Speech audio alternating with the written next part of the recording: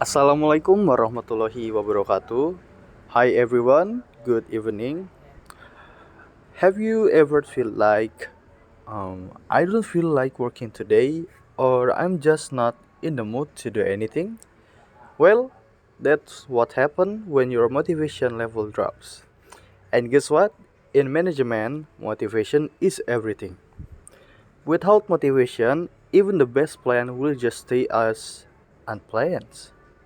So today, I'm Ravan Farisa Zalfa with NPM 2541155 from Management 25 Class A.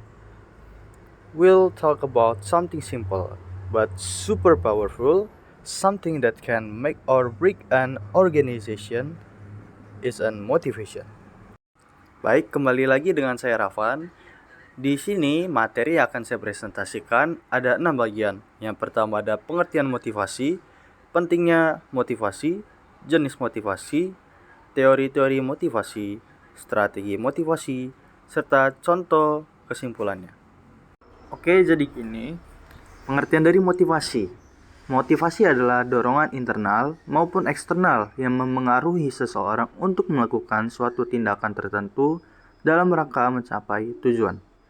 Dalam konteks manajemen, motivasi berarti usaha yang dilakukan oleh seseorang manajer untuk mendorong, mengarahkan, dan mempertahankan perilaku karyawan agar mau bekerja dengan efektif dan efisien demi tercapainya tujuan organisasi.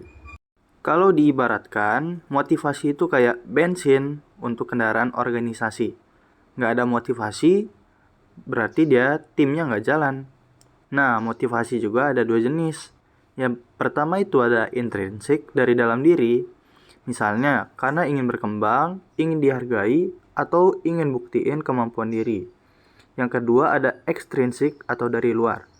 Kayak bonus, gaji, promosi, atau pujian dari bos. Pentingnya motivasi.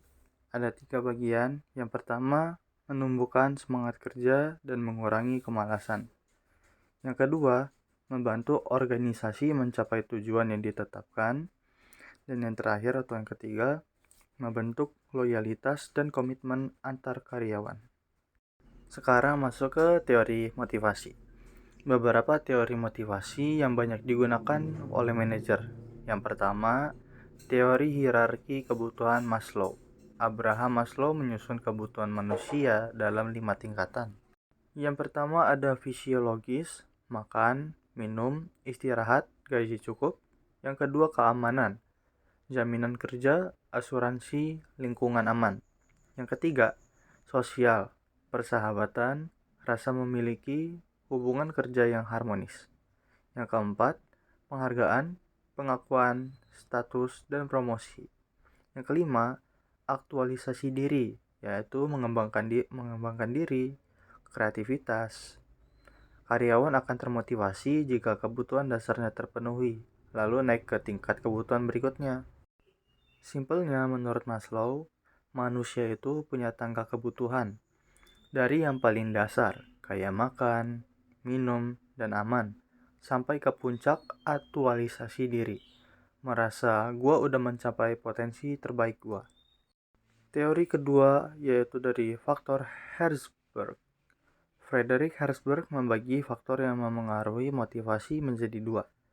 Yang pertama, faktor hygiene atau pemeliharaan, yaitu mencegah ketidakpuasan, gaji, kondisi kerja, kebijakan, perusahaan. Yang kedua, faktor motivator, meningkatkan kepuasan, contohnya prestasi, pengakuan, tanggung jawab, dan juga peluang berkembang. Artinya, gaji cukup saja tidak cukup, harus ada penghargaan dan juga peluang untuk berkembang. Setelah banyaknya teori, kita masuk ke contoh strategi. Yang pertama ada perusahaan memberikan bonus kinerja bagi karyawan yang mencapai target. Adanya Employee of the Month untuk memberikan pengakuan pada prestasi karyawan. Yang ketiga, memberikan fasilitas kesehatan dan juga asuransi untuk memenuhi kebutuhan keamanan. Yang keempat, menyelenggarakan program pelatihan dan pengembangan keterampilan agar karyawan bisa aktualisasi diri. Yang kelima ada menerapkan sistem penghargaan yang jelas seperti reward and recognition. Yang keenam ada menumbuhkan komunikasi yang terbuka antara atasan dan bawahan. Yang ketujuh ada melibatkan karyawan dalam pengambilan keputusan. Dan yang terakhir, menciptakan budaya kinerja atau kerja yang positif dan mendukung kerjasama tim.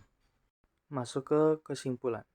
Motivasi adalah faktor kunci yang menentukan efektivitas manajemen. Dengan memahami teori motivasi dan juga menerapkannya secara tepat, seorang manajer dapat mengoptimalkan kinerja karyawan, meningkatkan loyalitas, serta mewujudkan tujuan organisasi. Jadi, manajemen tanpa motivasi hanya menghasilkan kepatuhan minimal, sedangkan manajemen dengan motivasi menghasilkan kinerja yang maksimal. Jadi singkatnya, motivasi itu bahan bakar dari setiap kesuksesan. Kalau motivasi padam, tim bakalan berhenti. Tapi kalau menyala, semua bisa bergerak cepat menuju tujuan yang sama. Sebagai calon manajer masa depan, jangan cuma bisa mengatur orang, tapi belajar untuk menginspirasi mereka. Thanks for watching and remember, motivation isn't something you find, it's something you build. Wassalamualaikum warahmatullahi wabarakatuh.